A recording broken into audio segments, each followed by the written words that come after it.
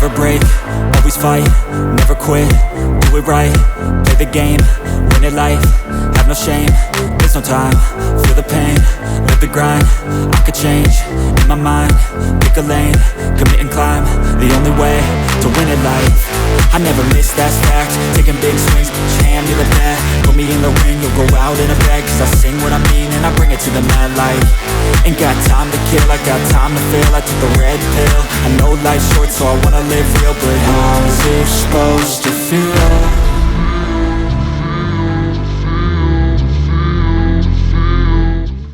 Hello guys, magandang araw sa inyo. So nandito ako sa Vermosa, dito sa Imus, Cavite. So for this video naman po, isa ulit itong updated bike check, no?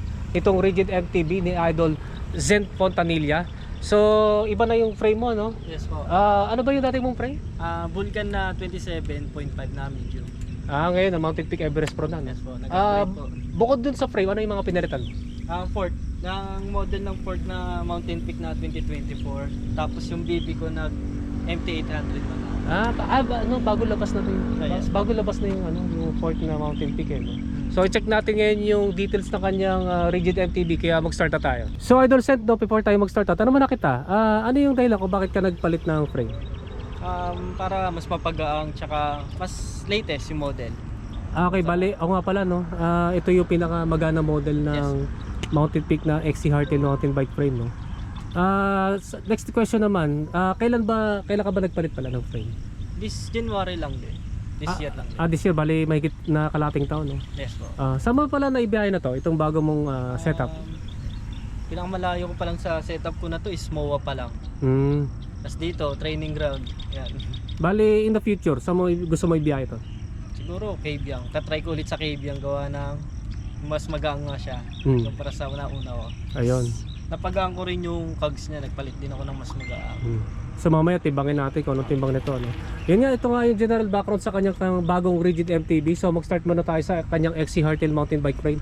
Ito nga, no, ito yung latest pa rin na model ng Mountain Peak na XC Hardtail mountain bike frame na Everest Pro. Yes po. Yan, aluminum 6061, 27.5, no? Yes, Katulad pa rin ng dati, no? 27.5 yung frame, tapos 29er yung gulong, no?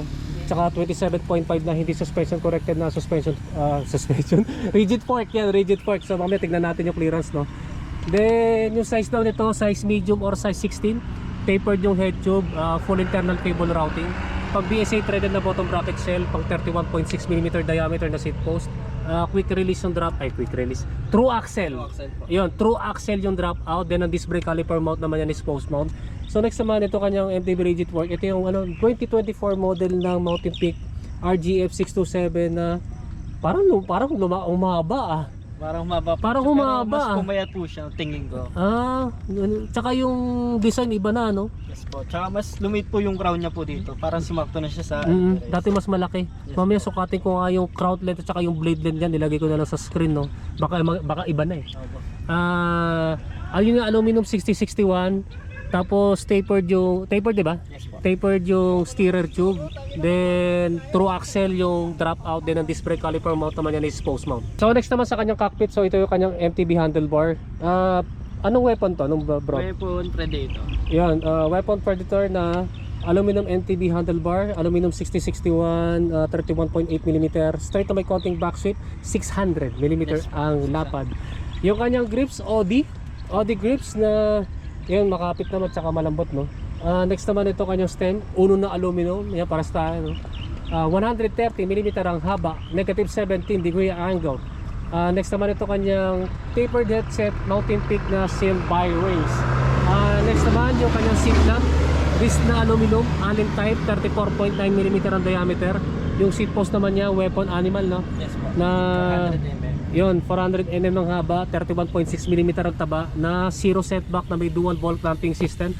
Next naman ito kanyang saddle, DDK double contact na may buto sa gitna, malambot and flexible, steel railings. Ito ba yung dati mong saddle? Yes po, yan pa rin. Ganun pa rin ba? Yes po, ganun pa rin po yung performance siya, lalo na sa long ride. Lalo na dito sa memory foam niya po. Ito yung di ba, yung seat bone dito, dito nakapwesto, no? Yun, ganun pa rin yung feedback niya dito. So proceed naman tayo sa kanyang drivetrain. Pambansang drivetrain ulit ito, 1x, so wala kayong makikita ng front shifter, front derailleur at saka extra chain rings. Yung shifter niya, Shimano Diore M5100 na 11 speed. Ito naman kanyang MTB crank. Ano to? M5100 dito, diba? Shimano Diore M5100 na Halotech. Yung ano nga ulit yun, yung bottom bracket?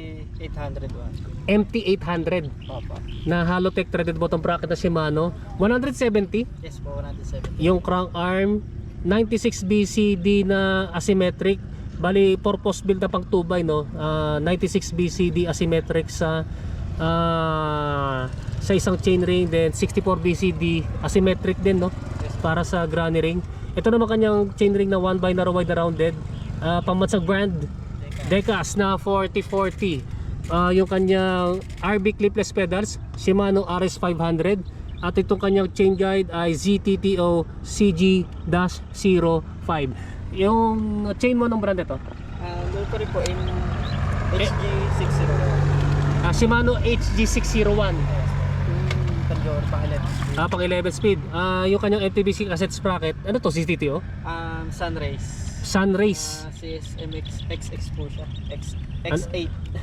Ano ulit? Sunrays na X8 na 11 speed. X8. X8. Na 11 speed. 114060, no? Yes po. So next naman ito kanyang MTB rear derailleur na Shimano Diore M5100 na 8 speed. Ang laki ng pulley mo, no? Ano 1416. 1416. Yes po. Ano yung naging difference sa ride mo? Mas gumang siya yung pedal po. Mm. Tapos mas yung shifting. Gawa din po ng cable na wrist. Okay, ito. Opo. Bali talagang pinaghandaan mo yung kaibiyang, no? Opo. Ahon doon. So ito nga yung kanyang drivetrain setup ng kanyang MTB. Next naman sa kanyang wheelset, so ito pa rin yung gulong mo, no? Yes po. CST Fox Trail na 29 by 1.9. 95. 1.95 na foldable ba to? Yes po, foldable. Yan, foldable, tubeless ready. Yes po. Ayan, so tignan natin ulit, tignan natin yung clearance dito sa 27.5 na Mountain Peak Everest Pro, no? Malaki. Malaki. Pwede pa. Baka nga pwede dito yung 2.1 na 29er. Maxi space. Maxi space pwede pa din dito naman sa kanyang rigid fork, parang mas lumaki, no? Yes po. Lumaking clearance po. Mas lumaki yung clearance kaysa doon sa dati. Next naman yung rims mo. Ano ulit yung rims mo? Wayman U28. Yan, Wayman. Yan, Wayman U28TL na aluminum double wall 32 holes. Ito, Richman to, no? Yes po, Rich. Yung kanyang spokes and nipples. Yung kanyang hubs, ano nga ito? Speed 1 Armorer. Speed 1 Armorer. Ito ba yung 8 poles with 2 teeth ba yun? Yes po, 8 poles to and 2 teeth po. Yun, kasi type of free hub body, seal bearings. Ito ba yung hubs mo dati? Yes po, yan pa rin po. Pa-check nga ulit yung tunog nito kapag naka-free wheel. Grabe. Gulat ako. Hindi nagkakalan sa sniper. Yan nga. Ito nga yung tunog ng Speed 1 Armorer and MTB hubs kapag naka-free wheel.